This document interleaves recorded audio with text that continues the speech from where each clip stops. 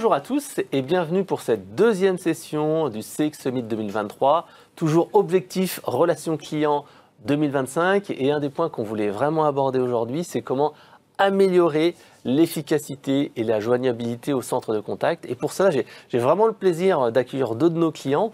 Tout d'abord, Sophie, est-ce que tu peux te présenter ? Bonjour et merci de nous recevoir aujourd'hui. Donc moi je suis Sophie Wolf et je suis directrice de la relation entreprise pour le compte d'une entreprise nouvellement créée qui s'appelle Ecominero. Merci de nous dire un petit peu plus parce que Ecominero, justement, c'est une entreprise qui a une croissance exponentielle et qui débute en fait son activité. Et tu vas nous dire comment on peut, en fait, face à ce flux qui augmente de manière vraiment exponentielle, comment on ne va pas augmenter de manière similaire les ressources, mais au contraire, on va essayer d'avoir une croissance des ressources et des nombres d'agents qui va être plutôt stable, en croissance en tout cas plutôt ralentie. Tout à fait. Alors, deuxième chose, donc on a le plaisir d'accueillir la CCI de Paris, le GIE de la CCI de Paris, avec deux représentants. Alors justement, Laetitia, est-ce que tu peux te présenter ? Donc Laetitia Mignin, ravie d'être ici, vraiment, pour l'expérience et le savoir de partager. Responsable qualité et projet, et je travaille en binôme avec Arthur Chen, ici présent. Oui, Arthur Chen, enchanté. Merci beaucoup pour l'invitation. Moi, je suis responsable du système d'information de relations clients au sein de la direction de la relation client au sein du GIE, la CCI par Île-de-France. Merci à tous les deux d'être présents aujourd'hui. Alors, ce qu'on va faire, c'est qu'on va commencer par quelque chose de simple. C'est lorsqu'en fait on va créer une entreprise, en fait, je le disais, justement, on part de zéro.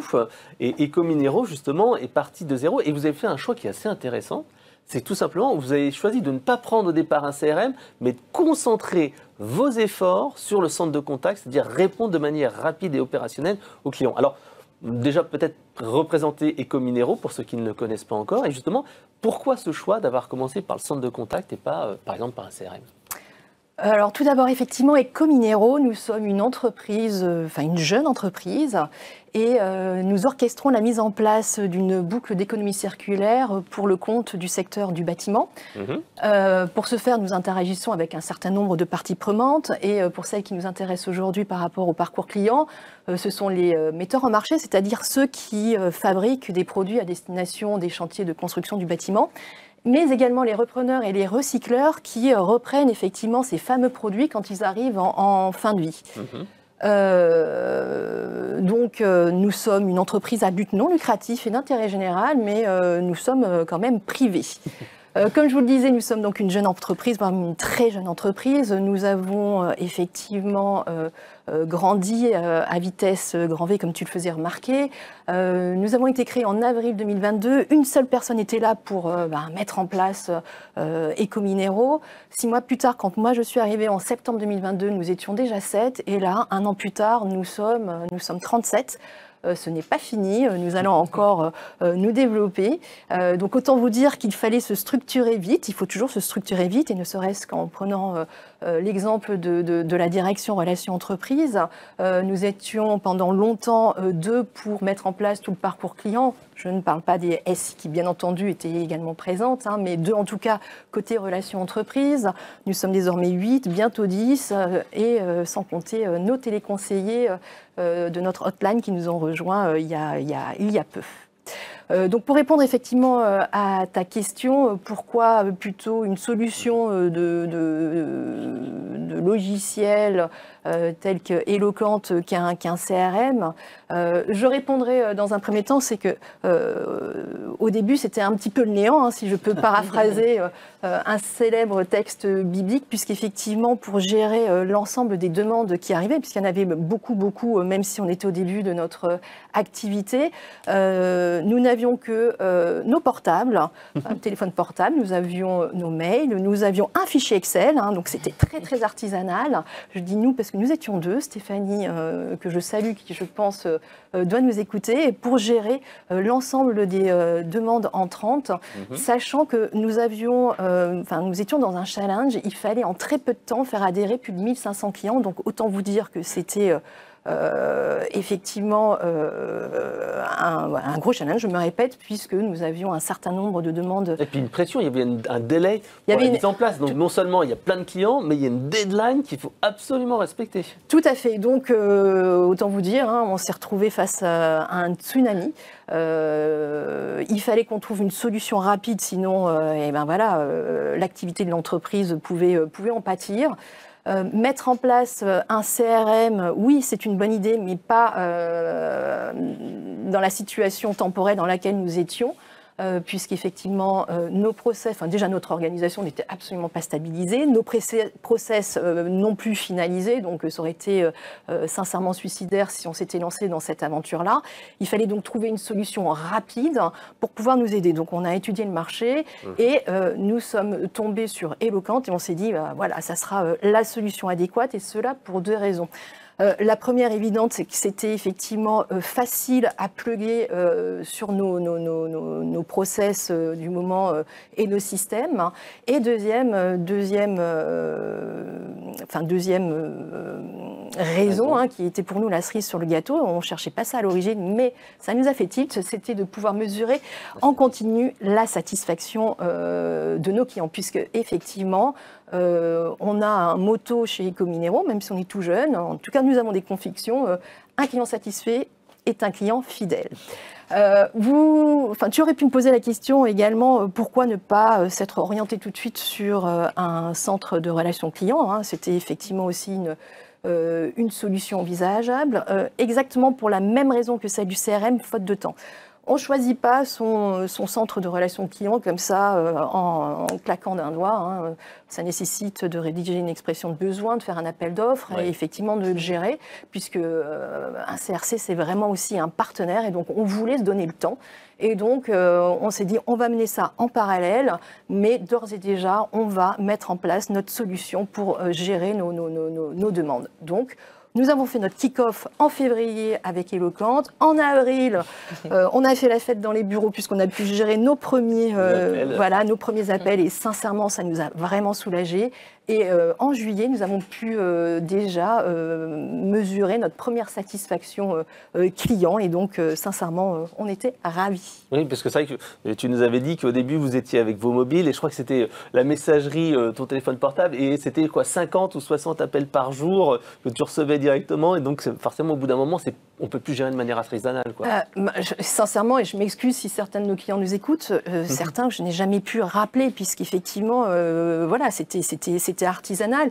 Et la petite anecdote, c'est que j'ai fait une erreur de débutante. Pourtant, je suis plus si jeune que ça, mais quand on faisait des mailings de masse pour expliquer, pour inviter nos potentiels clients à écouter nos webinaires pour qu'ils puissent comprendre comment faire, comment procéder pour adhérer, j'ai mis mon téléphone portable dans la signature de mail, alors que j'aurais dû choisir un numéro éphémère, mais voilà, sincèrement, on en sourit maintenant, mais ça a été des périodes difficiles, mais sincèrement très formatrices, et on en garde un très bon souvenir. Ouais, ça permet d'avoir une équipe soudée. Alors justement, on en a parlé tout à l'heure, donc Ecominero, une croissance exponentielle, et pourtant, on voit bien, même en interne et avec le prestataire que vous utilisez, d'ailleurs vous êtes passé par 2 prestataires jusqu'à présent, il y a en fait cette volonté de se dire, OK, on va essayer de dématérialiser, on va essayer d'automatiser les process sans nuire à la qualité.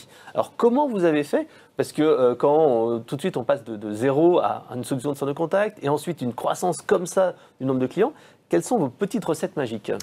Alors, je ne suis pas sûre que ce soit des recettes magiques. Je crois qu'il faut être juste pragmatique et rationnel. Et donc, nous avons agi sur 3 leviers et je pense qu'on peut tous le faire. Le premier levier se situe au niveau de nos clients, puisqu'effectivement, nous avons fait en sorte de les faire monter en connaissance le plus vite possible. Et pour ce faire, nous avons développé un kit serviciel dans lequel ils peuvent trouver des guides, des notes. On a également développé des motion design et proposé un certain nombre de webinaires pour qu'ils puissent être le plus autonomes possible et éviter effectivement d'appeler nos services ou notre centre de relations clients, donc pour désengorger les files d'attente. Ouais, le meilleur appel au service client, c'est celui qui n'est pas effectué. Tout à fait. Donc ça, c'est le premier point. Donc ça, on l'a très vite mis en place et on en a vu effectivement les fruits. Le deuxième levier se situe au niveau de la hotline, puisque nous avons fait en sorte effectivement de faire monter en compétence le plus vite possible nos téléconseillers pour qu'effectivement ils puissent prendre en charge le plus de demandes. Ça nous évite de les escalader après auprès de nos experts. Ça permet de diminuer effectivement le nombre, la file d'attente et d'améliorer la QS, donc la qualité de service. Et notre objectif, c'est que notre hotline, un centre de relations clients, puisse être considéré comme une extension naturelle d'Ecominero, tant leur professionnalisme sera reconnu, puisque je crois que nous tous, en tant que même utilisateurs dans nos vies privées de centres de relations de contact, rien de pire que de savoir qu'on est géré par un script psychorigide et autres. Donc voilà, on essaye de faire en sorte que ça soit le plus naturel possible et que nos clients aient l'impression d'être au sein des équipes d'experts d'Ecominero. Ouais. J'ai pas fini. Le troisième levier se situe au niveau de l'organisation interne d'Ecominero, puisque notre motto, c'est le 100% dématérialisation et le 100% mesure. Pour y arriver, effectivement, tout notre parcours client se fait en ligne.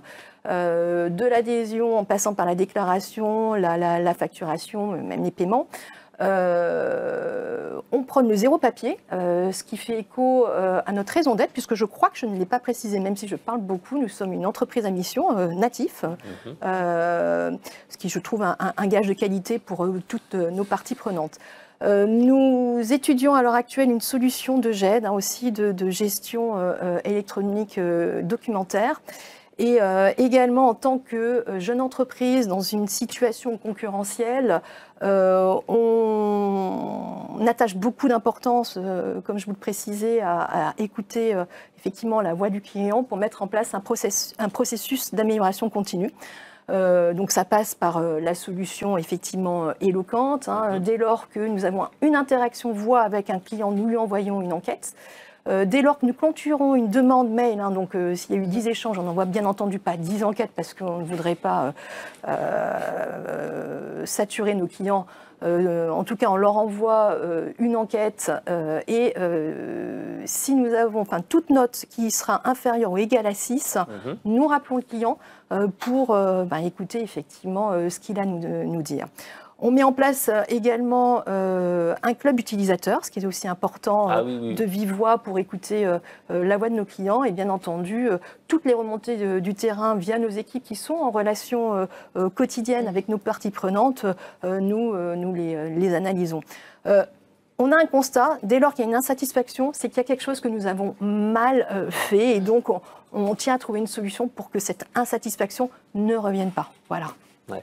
Donc vous faites aussi des webinaires et vous faites également l'utilisation de l'analyse sémantique pour rechercher des informations. Ça vous aide encore à aller justement chasser ces interactions qui ne sont pas fluide, en fait, le parcours client qui n'est pas 100% fluide, c'est ça? Tout à fait. Ça nous permet d'identifier les petits cailloux que nos clients auraient dans leurs chaussures. Et donc, on étudie ces verbatims, ça nous aide beaucoup. C'est le début. Ça, c'est quelque chose qu'on vient de mettre en place et qu'on est en train d'apprivoiser. Mais c'est très puissant comme outil, effectivement.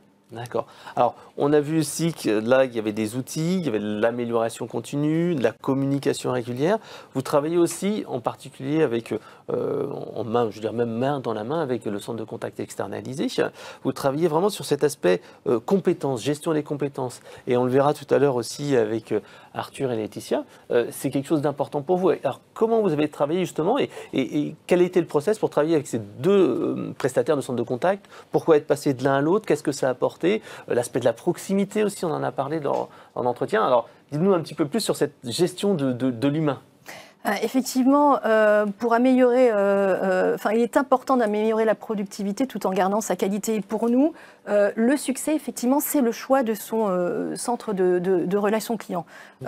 Et donc, le nôtre, hein, nous en sommes ravis. Il est agile, il est efficace. Il est basé à Paris, ce qui est quand même pas toujours fréquent, sans pour autant pratiquer des prix drastiques. Je fais un peu de com, je ne citerai pas le nom, mais... On pourra laisser en commentaire, si on veut connaître le nom du prestataire, laisser un petit message. Mais en tout cas, la situation, j'y reviendrai, est importante. Les téléconseillers ont la possibilité de travailler en télétravail. Et moi, quelque chose qui m'a marqué et qui est important du coup de souligner, c'est que nous avons aucun turnover depuis que nous travaillons ensemble. Alors, on sait, hein, quand on travaille avec des centres de relations clients, le turnover est quand même un frein au succès parce qu'il faut repartir à zéro, il faut reformer. Et quand on est sur des thématiques complexes comme la nôtre, ce n'est pas évident. Donc moi, et sachant qu'en plus, la mission d'un téléconseiller n'est pas une mission facile, il faut leur faciliter la vie. Donc moi, j'en déduis que tous ceux qui travaillent avec notre centre de relations clients sont des collaborateurs heureux. Et donc ça c'est chouette. Quand on a choisi, donc pour nous, donc je vous l'ai dit, on a pris un certain temps pour choisir notre CRC. Hein, ça aurait pu être beaucoup plus rapide, mais voilà, on cherchait un vrai partenaire. Quand on l'a trouvé, on a pu aisément, parce que ça c'était aussi un facteur important pour nous, plugger la solution éloquente et de façon concertée, en bonne intelligence, on moniteur notre activité. On peut donc en simultané surveiller les temps d'appel, les temps connectés. On a pu voir évoluer de façon concertée les DMC qui sont passés de 27 minutes à moins de 7 minutes. Ouais. Et les QNS ont très vite flirté avec les 99%. Donc, sincèrement, on est ravis et c'est un succès collectif, vraiment. Et comment on a effectivement pu faire arriver à des chiffres assez rapidement, c'est qu'on a agi sur plusieurs leviers. Hein. J'ai déjà précisé, la formation des téléconseillers est hyper importante, donc il faut bien communiquer avec le CRC et monter les formations ad hoc. Et donc, on voit que certains CRC sont vraiment leur métier que de former leurs collaborateurs. Nous avons mis en place un certain nombre d'instances, dont des comités de pilotage pour faire des écoutes à chaud, ce qui nous permet de réorienter les EDL, enfin les éléments de langage, de retravailler notre Q&A pour être vraiment straight to the point. Et autre chose que tu pointais également, la proximité. Oui. Enfin, moi, je reste persuadée que la proximité avec son CRC est importante. En tout cas, dans le cas de petites structures comme la nôtre, il faut vraiment créer ce lien avec les collaborateurs du CRC qui puissent en fait humaniser l'entreprise pour laquelle ils travaillent, d'autant plus quand les sujets sont un petit peu pointus, techniques comme voilà. Donc voilà, on arrive à les rencontrer régulièrement. Mes équipes se rendent sur place. On va organiser également, je pense que c'est important, des visites chez nous, voilà, pour vraiment créer ce lien partenarial. Voilà. Donc je ne pense pas que nous ayons inventé quoi que ce soit. C'est du pragmatisme, c'est du rationnel et c'est beaucoup d'humain. L'humain est important dans nos relations. D'accord. Alors juste pour finir, donc l'organisation, c'est bien niveau 1 avec ce centre de contact externalisé, avec un prestataire parisien, et le niveau 2 chez vous pour les questions beaucoup plus évoluées. Et votre but, c'est vraiment d'essayer de faire monter en compétence ce niveau 1 pour laisser en fait le niveau 2 qui est chez vous, et quelques conseillers, vraiment sur les phases d'expertise. Hein. C'est ça qui permet de gagner l'efficacité. Tout à fait. Et on a déjà vu diminuer l'escalade de ces questions 1 à niveau 2 de façon assez significative. Là, je faisais encore un point, ne serait-ce que hier. Je crois qu'en niveau 2, nous avons à peine une vingtaine de questions. Donc, oui, c'est un vrai succès, sincèrement. Merci pour ce beau témoignage, Sophie. Alors maintenant, on va passer à Laetitia et Arthur. Là, on est dans une situation différente. Vous étiez en création from scratch à un centre de contact. Là, la CCI de Paris, c'est un peu différent. Vous êtes comme une entreprise, un groupement d'intérêt économique qui est établi. Il y a combien de conseillers déjà? Je ne me souviens plus. Les conseillers on est à 40. Quarantaine. Oui. Donc il y a quand même un peu plus de monde, c'est plus structuré, c'est plus compliqué, il y a plus de demandes. Là, en fait, on était vraiment dans une structuration d'activité et je pense que vous aviez des problématiques qui étaient un petit peu différentes. Alors, voilà. qu'est-ce que vous avez fait justement à la CCI de Paris pour améliorer cette efficacité? On a parlé de 3 points dans notre préparation. On a parlé de l'importance de gérer par exemple le callback. Il y a la gestion des équipes, le workforce management également. Alors, dites-nous un petit peu quels ont été les points clés qui permettent d'améliorer un centre de contact qui est existant. Là, on n'est pas from scratch, mais on est sur une situation, on se dit qu'est-ce qu'on va faire? Il y a quand même un petit historique à prendre en compte. C'est vrai qu'à la sortie Covid, on avait une vague d'appels monstrueuse à 1000 appels par jour qu'on n'arrivait absolument pas à absorber, et une QS qui était vraiment en péril à 50%, je crois, il y a 2 ans. Ah oui. Donc ça faisait vraiment très très mal. Et donc l'idée, c'était de se dire quels sont les leviers rapides à mettre en place sans moyens supplémentaires, et techniquement, quelles solutions pouvaient nous aider à absorber ce flux qui commençait à faire souffrir les équipes, à rendre les clients très satisfaits et forcément augmenter le taux de réitération d'appels.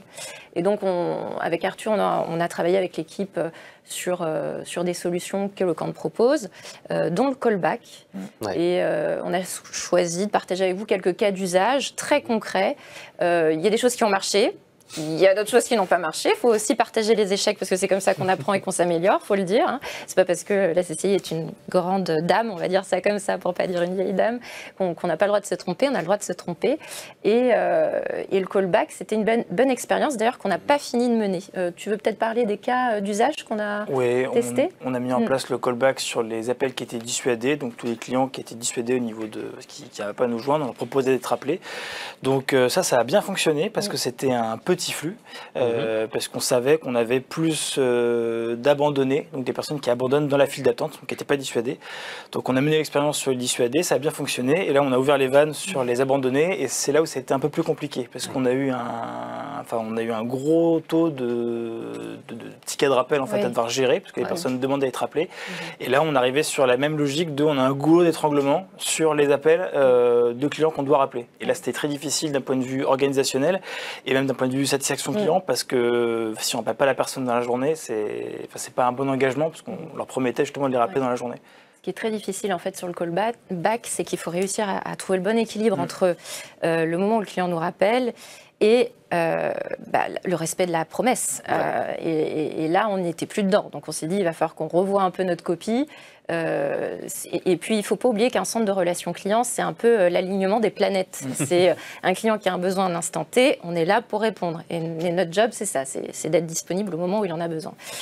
Et là, on n'y était pas. C'était difficile, c'est que quand on rappelait le client, lui n'était pas forcément disponible, donc on devait réitérer un appel supplémentaire pour essayer de le joindre. Et des fois, on arrivait à 2-3 appels sans arriver à le joindre. C'est des messages évidemment sur le répondeur pour dire on essaie de vous contacter, mais on n'a pas pu répondre à son besoin. C'est ça le problème souvent, c'est que le callback, c'est très bien quand la personne est disponible, si elle est dans les transports, si elle a un rendez-vous, si elle a une réunion, ça fait de réitération d'appels pour le client. C'est pour ça que sur cette petite file d'attente, c'était plus simple, mais sur ce gros volume, c'était un petit peu compliqué. Donc ça, c'était les 2 premières tentatives. Et là, donc encore une fois, c'est très frais cette expérimentation. Nous, on expérimente beaucoup, on teste et on apprend. Et là, on essaye de le faire plus sur des touches un peu chirurgicales. On identifie les pics d'appel, on identifie les goulots d'étranglement, et là, on le positionne, un peu comme un petit capteur. Ça nous permet de gagner en QS, et ça nous permet aussi de rappeler les personnes dans des conditions un peu plus acceptables, sans créer un report d'un flux froid ailleurs. Et ça, c'est quand même plus confortable aussi pour nos conseillers. Vous avez dit aussi que dans l'organisation de ce callback, il faut faire attention entre ça soit du picking, justement, des agents, et quelque chose qui est automatisé. Là, quel a été votre choix et votre retour d'expérience? On a fait d'abord du picking. C'est l'agent qui allait choisir lui-même les tickets de rappel à effectuer, et on se rendait compte que dans le quotidien, les personnes des fois oubliaient d'aller récupérer les tickets d'appel. Donc on a mis en place le côté automatique, et après sur le côté automatique, on a eu la même problématique, c'est-à-dire qu'ils allaient polluer le ticket de rappel et ils n'avaient pu traiter forcément les appels qui se présentaient. Voilà. Donc voilà, c'est toujours une question d'équilibre, parce que c'est d'alignement des planètes où là, il faut bien se coordonner, parce qu'après, c'est l'organisation en interne, mais les superviseurs, par exemple, ne gèrent pas tout ce qui est paramétrage de la campagne. C'est les administrateurs qui le font. Donc il faut une bonne communication entre les deux et qu'on soit très réactif justement pour aligner les priorités, le déclenchement des rappels, etc. Justement, comment ça se passe? Est-ce que c'est vous qui le gérez? Est-ce que vous constatez, tiens, voilà, c'est tel jour? Comment vous gérez cette décision-là? Parce que c'est pas forcément évident. Les flux d'appels peuvent forcément évoluer. Le lundi, on sait très bien qu'il y a toujours un petit pic. Il y a des périodes plus calmes. Comment vous le décidez, en fait? Tiens, je lance le callback sur telle chaîne, telle campagne, etc. etc. On parlait de communication et on a une instance chez nous qui nous permet un peu de piloter l'activité et c'est là qu'on prend des décisions. En fait, on regarde ensemble notre board et on se dit, bon, là, on sent le goulot d'étranglement, va falloir faire quelque chose.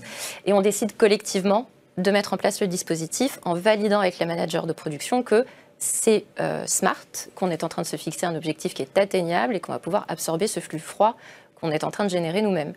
Donc c'est toujours des solutions qu'on essaye de faire en consultation collective. Ouais, il faut que ça soit accepté, pas subi, parce qu'autrement après ils vont dire, voilà, moi je suis objectivé sur un temps de traitement, sur une QoS, Exactement. et là, tac, si je l'atteins pas, ça, QoS, qualité of service. C'est ça.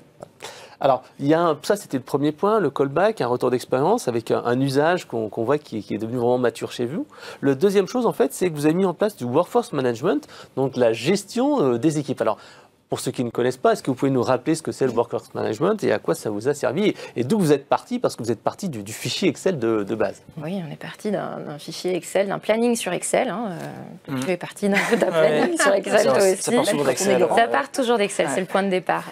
Donc le workforce management, c'est un outil de planification, c'est aussi un outil d'aide à la décision qui permet de mettre en face des volumes et des ressources et d'identifier les points de friction, là où on arrive à absorber, là où on n'arrive pas. Voilà. Et c'est un outil qu'on a décidé d'implémenter rapidement parce que dans les métiers de centre de contact, on le sait tous, on subit plus que souvent, on a l'impression de subir les flux. Et là, l'idée, c'est de reprendre la main, de maîtriser le flux et d'anticiper. Et c'est vraiment ce qu'on attendait de l'outil de Workforce Management. Il y a eu aussi des échecs sur le projet, il faut le dire, encore une fois. Mais encore une fois, c'est comme ça qu'on apprend. Et je trouve qu'on s'améliore là encore. Ouais. Tu veux peut-être en parler un peu, Arthur, de effectivement, l'implémentation? L'outil de Workforce Management, ce qui est bien, c'est qu'il est interfacé avec Eloquent. Donc, on récupère toute la partie téléphonie pour pouvoir faire la prévision des flux en se basant sur des semaines types. Et ça permet justement de planifier les personnes et aussi de gérer les congés. Parce que quand on gère 40 collaborateurs, il faut aussi pouvoir gérer les congés, savoir qui est là, avec les absences aussi imprévues. Et après, on gère non seulement les appels, mais aussi des canaux froids. Donc on a aussi ça, et ce qui est pratique avec l'outil Workforce Management, c'est qu'on peut vraiment planifier des tâches sur une personne en disant là tu vas être en production d'appels, là tu vas traiter du flux froid. Donc c'est très pratique. Et effectivement après sur la partie projet, on a pris un faux démarrage, on va dire, sur des options qu'on a définies, et c'est important de bien définir finalement ce qu'on veut voir, notamment la granularité de la tâche. Parce qu'on doit dire la tâche elle dure tant de temps, et si on met des tâches trop longues ou trop petites, finalement ce que l'outil va afficher, c'est pas exploitable par un humain. Et ça ne permet pas de prévoir justement et de planifier les différentes tâches. Et après, c'est derrière une tâche, qu'est-ce qu'on met derrière. Nous, on a pris une première approche au début qui était une tâche finalement par campagne, par compétence. Et en fait, ça a été... ça n'a pas pris. Non, ça n'a pas pris. C'était difficilement interprétable. Et c'est pas ce qu'on attendait finalement de... Et au lieu d'avoir un outil d'aide à la décision, c'était plus en train de nous troubler qu'autre chose. Donc on a changé d'approche. Et cette nouvelle approche fonctionne plutôt bien. Oui, on a pris par canal. Et ça, effectivement, ça fonctionne plutôt bien. Donc des gens qui traitent plutôt du mail, qui font de la formation, qui font du téléphone, etc. etc. Exactement, canal entrant, canal sortant, effectivement. D'accord. Alors, je crois aussi que la granularité est importante, puisque voilà, vous nous avez raconté une petite anecdote. Oui, en fait, on a tous les matins, on fait un briefing avec les conseillers qui dure 10 minutes. Et donc, si on voulait parce que l'outil permet aussi d'afficher des plannings pour les conseillers, donc ils puissent avoir leur emploi du temps, et on voulait intégrer le briefing. Et en fait, pour ça, vu que la tâche durait 10 minutes, on a dû mettre une granularité d'affichage à 10 minutes, ce qui faisait qu'on voyait toutes les tâches à 10 minutes, et ça, c'était juste illisible. Un bel arc-en-ciel, mais c'était inexploitable au possible. Donc là, on a changé la granularité à 30 minutes, et c'est beaucoup plus exploitable par rapport justement à l'activité. Donc ne pas prendre le plus petit qui était finalement peu fréquent, et prendre le standard qui est plutôt d'une trentaine de minutes. Absolument, et puis surtout sur une tâche où on sait que, là ce qui est important de voir, c'est ce que j'allais dire, c'est que c'est un outil d'aide à la décision, donc ça va servir au superviseur pour pouvoir dire, voilà, est-ce que tu peux prendre tes congés, est-ce que j'ai assez de personnes pour pouvoir gérer cette semaine ou pas, et après pour les conseillers, parce qu'il y a un module aussi pour qu'ils puissent voir le planning, ils savent pertinemment qu'ils ont le briefing le matin et c'est pas affiché dessus, c'est pas grave. Par contre, ils voient les tâches qu'ils vont devoir faire au niveau de la journée. Et c'est ça qui est important. Alors par contre, vous avez dit qu'il y avait quand même un travail d'évangélisation, parce que on passe faire d'Excel un logiciel, mais c'est pas si simple que ça en fait. Oui, c'était pas si simple que ça. C'est vrai qu'on est très souvent peut-être assuré par Excel, c'est un peu notre doudou, on le gère. On peut servir ce qu'on veut. On fait ce qu'on veut avec.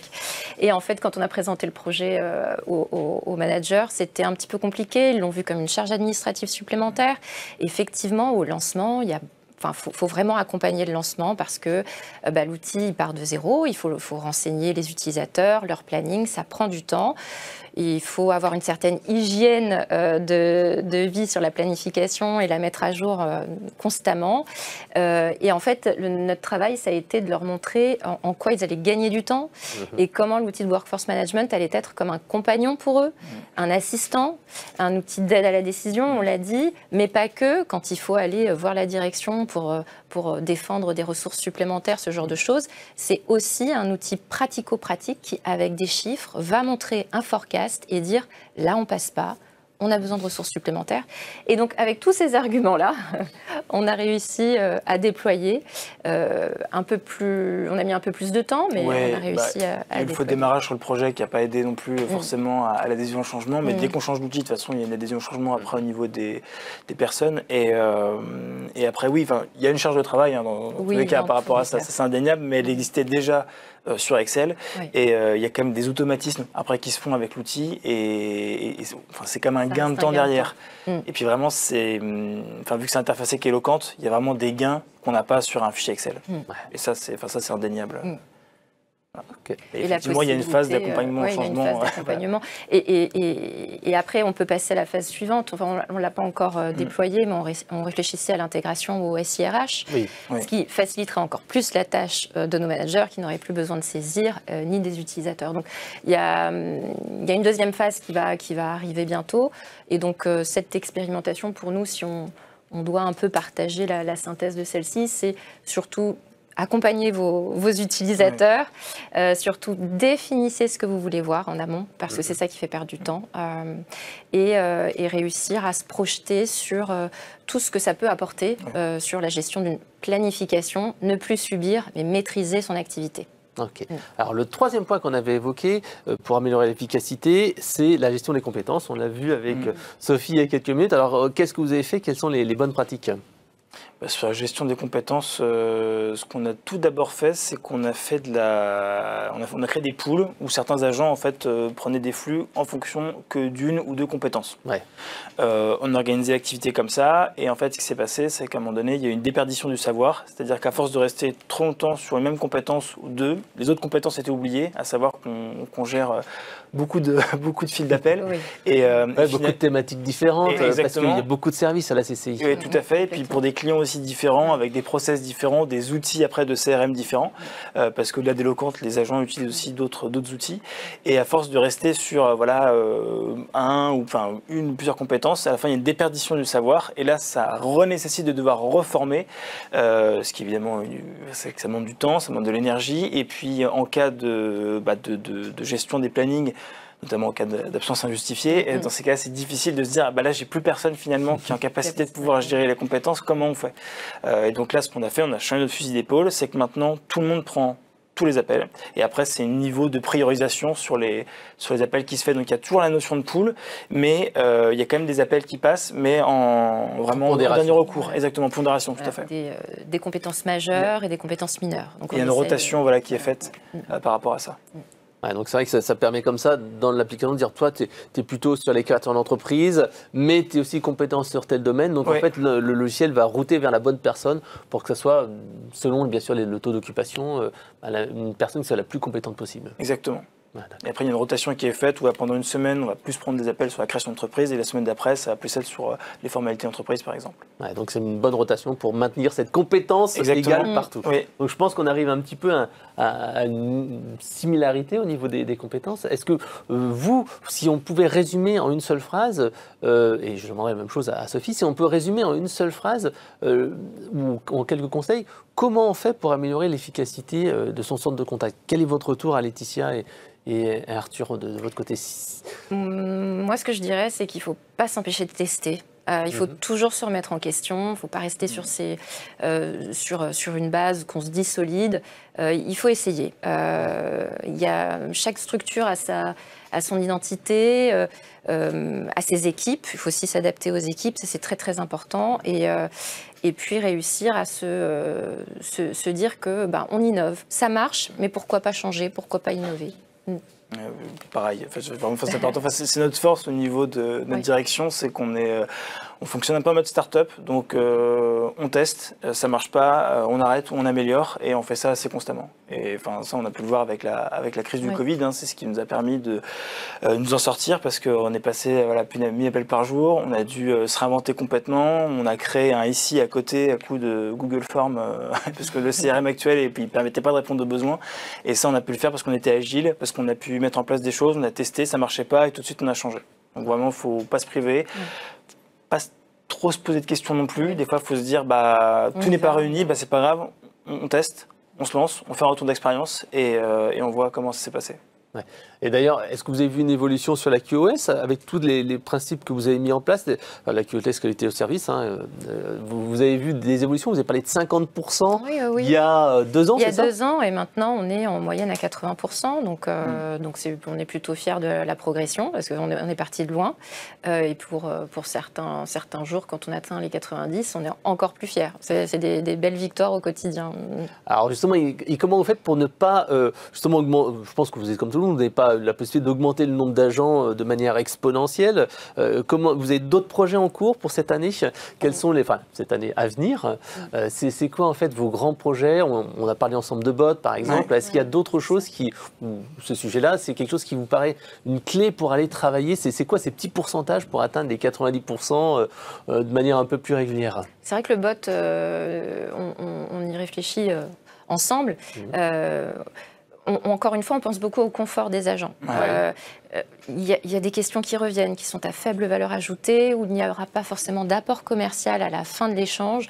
Et c'est là qu'on se dit, un bot peut peut-être prendre le relais à ce moment-là et leur permettre de passer un peu plus de temps avec des appels, des potentiels clients.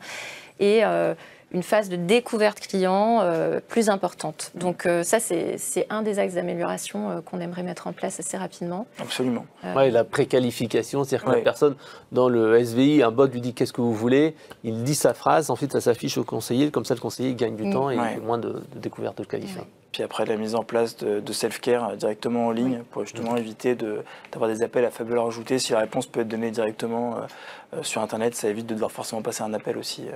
C'est un petit peu ce qu'on retrouve avec Sophie, avec la nécessité de dématérialiser quand les process sont simples. Comme on disait, le meilleur appel, c'est celui qui a été traité par le client lui-même, qui a pu trouver sa solution. Et Sophie, pour toi, quel serait en fait le mot-clé ou l'idée que tu voudrais faire passer aux personnes qui veulent améliorer l'efficacité au centre de contact, que ce soit avec ton expérience chez Ecominero ou tes expériences précédentes?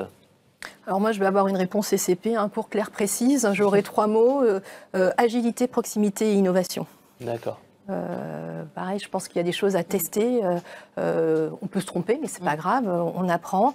Le bot, effectivement, on va s'orienter également, nous aussi, sur une solution pour voir si on peut gagner en productivité sans nuire à l'expérience client, bien sûr. Tout à fait, parce que bot, je pense qu'on a tous aussi essayé.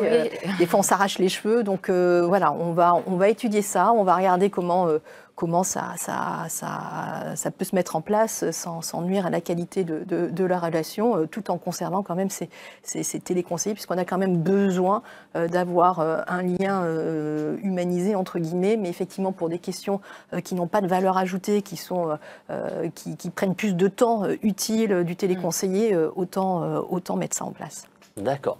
Alors, ce qu'on va faire, c'est qu'on va, à moins que vous ayez un petit mot à rajouter, ce que je vous propose, c'est qu'on puisse passer à la partie questions-réponses et faire gagner le livre. Alors, Chantal, pour gagner le livre, donc le management de l'insatisfaction client, quelle est la question à laquelle il faut répondre? Alors, la question, je vais changer un petit peu, oui, ça allumé. La question va être la suivante.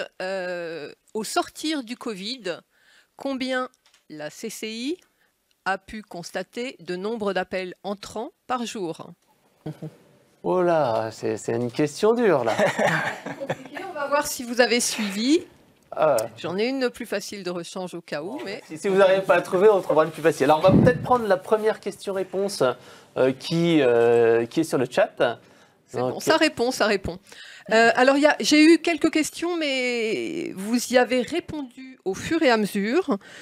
J'en ai une d'Isabelle qui demandait quels KPI utilisez-vous et surtout, comment les exploitez-vous? Donc, je pense que ça devait être destiné à l'ensemble de nos intervenants. On va peut-être commencer par Sophie, ensuite on demandera à Arthur et puis à Laetitia.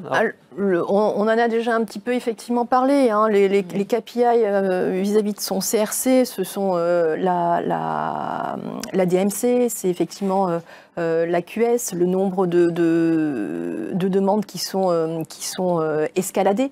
Donc ça, c'est quelque chose que l'on monitore effectivement de façon très précise. D'accord. Et côté CCI?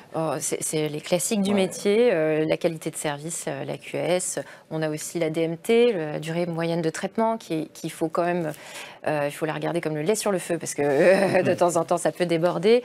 La durée moyenne de communication, mais non, on a aussi les enquêtes de satisfaction, bien sûr, qui nous permettent aussi, à froid, d'analyser un peu ce qui s'est passé. La réitération d'appel, qui est très importante aussi. Enfin, c'est une vigie qu'il faut toujours garder en ligne de mire, parce que ça nous permet de voir si on est vraiment on arrive à répondre dès le premier contact. Oui. Et ça... Et après, ça vient de donner justement des différents indicateurs sur la qualité de service, justement avec la réitération d'appel, ou si on regarde que les appelants uniques, et pas toutes les personnes qui peuvent être dessus. Et on parlait tout à l'heure de callback, forcément une personne qui va abandonner dans la file d'attente pour être rappelée, dans la qualité de service, ça ne va pas être pris en compte. Il faut la recalculer aussi avec la campagne de rappel pour voir toutes les personnes qu'on a eues. Donc ça crée aussi d'autres indicateurs après à surveiller. D'accord. Et justement, sur cette satisfaction-là, vous arrivez à croiser la satisfaction avec la durée moyenne de traitement? Est-ce qu'il y a, ou la durée d'attente? Est-ce que vous avez fait comme ça des petits traitements statistiques? Et qu'est-ce que ça vous apporte au niveau du pilotage? Est-ce qu'il y a des choses que vous arrivez à activer? Tiens, il faut peut-être qu'on travaille sur tes éléments, tes éléments? En fonction des cas qu'on rencontre, on réajuste. En fait, on fait en sorte d'écouter régulièrement les appels, d'écouter régulièrement les enregistrements sur les enquêtes de satisfaction, parce que ça, c'est quand même un gros plus. Moi, je trouve ça génial de pouvoir donner une note, mais pas que, laisser un message et dire voilà, mon expérience elle a été formidable et voilà pourquoi. Et ça c'est très très riche et là on a pu corriger certaines choses grâce à ça, notamment des paramétrages au tout début, je me souviens, où on proposait l'enquête de satisfaction, mais en fait le client n'avait eu aucune interaction avec nous. Ça c'était pour l'anecdote au début et quand on a lancé le projet. Mais c'est vrai que utiliser ces pépites aussi qualitatives, pas seulement les KPI quantitatifs, etc. Je trouve que c'est aussi apporteur de valeur que d'autres indicateurs. Alors, et justement, comment vous exploitez bien ces verbatims? Parce que c'est pour coacher les conseillers, pour détecter un petit peu l'insatisfaction, parce que vos conseillers sont principalement en interne, vous, il y a quand même un mix des deux. Comment on fait pour justement essayer de faire monter les conseillers en compétences, les coacher sans frustrer, sans être tout le temps en fait à taper sur leurs doigts, et leur dire non mais vous faites bien aussi bien les choses? Comment on arrive à bien gérer ça? Comment ils font au niveau des équipes pour justement faire des enquêtes de satisfaction, un moteur d'amélioration et pas juste un moteur pour essayer d'identifier les gens qui font pas suffisamment bien. Et il faut aussi récompenser ceux qui font bien leur travail aussi. Donc ça c'est important, pas toujours donner le coup de bâton, mais aussi récompenser ceux qui font bien leur travail, le partager avec ses pairs, diffuser, communiquer, ça c'est le plus important. Et puis quand on identifie une compétence qui, comme le disait Arthur, commence à s'affaiblir parce que peut-être que la personne n'a pas été assez souvent sur la file pour s'exercer. On ne va pas tout de suite aller voir le conseiller, on va peut-être déjà réfléchir en amont à ce qu'on n'a peut-être pas mis en place pour qu'il soit dans les meilleures conditions pour assurer une bonne qualité de service.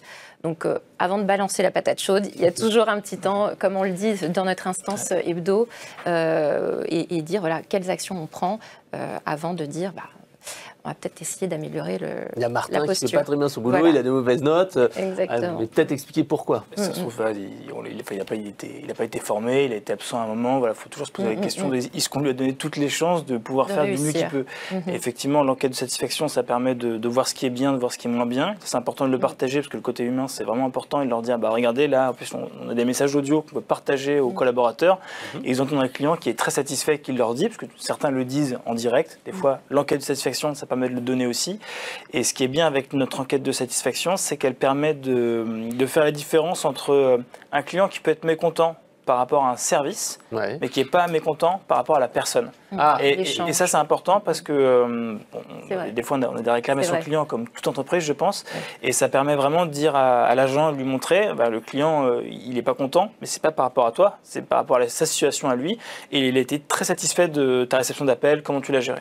D'accord, oui, il faut bien distinguer la compétence du conseiller et la réponse qui parfois peut être négative. Tout à fait. Complètement. Alors Chantal me fait signe qu'on a eu des réponses pour le livre. Alors j'espère que vous étiez vraiment très attentifs. Nos participants suivent. La bonne réponse, c'est effectivement 1000 et ça a été évoqué plusieurs fois par nos intervenants. Et donc le gagnant, celui qui a été le plus rapide cette fois-ci, c'est Thierry Carré. Je pense que ça se prononce comme ça. Donc, tous les gagnants de la journée recevront un petit mail dans la journée de notre part pour leur demander leurs coordonnées. Voilà. Alors, est-ce qu'il y a une autre question, Chantal? Alors, pour rebondir sur les réponses de nos intervenants, il y a Flora qui demandait comment calculez-vous la réitération? Disposez-vous de cet indicateur directement sur votre outil de téléphonie? C'est une bonne question. Une bonne question. Effectivement. Et c'est pas dans Eloquent directement qu'on le calcule, mais ça va être dans Feedback, interview pour les plus anciens qui utilisent la solution. C'est la solution d'enquête de satisfaction. Exactement, et de reporting. tout à fait. Et qui du coup récupère les statistiques qui viennent d'Eloquent. Et après donc a été monté un tableau de réitération d'appel avec les indicateurs. Et ça permet de voir justement par campagne la réitération d'appel. Donc après, il y a un paramétrage qui est fait. On a fait quelques ateliers avec justement vos équipes et on a pu la voir. Et ça, c'est toujours intéressant de pouvoir le regarder parce que on a une activité qui peut être des fois saisonnière sur certains sujets et on va avoir, enfin là, on voit bien la réitération d'appels qui augmente où ce sont les mêmes personnes qui nous rappellent derrière. C'est intéressant, après c'est du travail un peu plus de fourmi, mais c'est de recontacter ces personnes-là si jamais elles n'ont pas été, on voit qu'elles n'ont pas été servies. Exactement, pourquoi elles rappellent, parce que des fois elles n'ont pas réussi à nous joindre, mais des fois elles ont réussi à nous joindre. Mais la réponse n'était pas plusieurs fois elles ont réussi à nous joindre et la réponse était bonne parfois, et même plusieurs fois bonne, et derrière qu'est-ce qui se passe? Qu'est-ce qui ne va pas? En fait, la profondeur de la réponse. Exactement, et même de voir que finalement que ce n'est pas forcément de notre fait à nous, c'est qu'après c'est derrière il attendait une réponse d'un service qui n'a pas forcément répondu. D'accord. Donc aller au-delà des chiffres et aller creuser les choses. Exactement. Ouais. Après la réitération d'appel, ça va donner un indicateur d'unicité sur un numéro de téléphone, mais après comprendre pourquoi, ça ensuite il faut exactement travailler de fourmi, écouter les appels, aller dans le CRM, regarder qu'est-ce qui peut se passer, etc. Alors je crois qu'on a le temps de prendre encore une question ou deux. Alors j'ai Marc.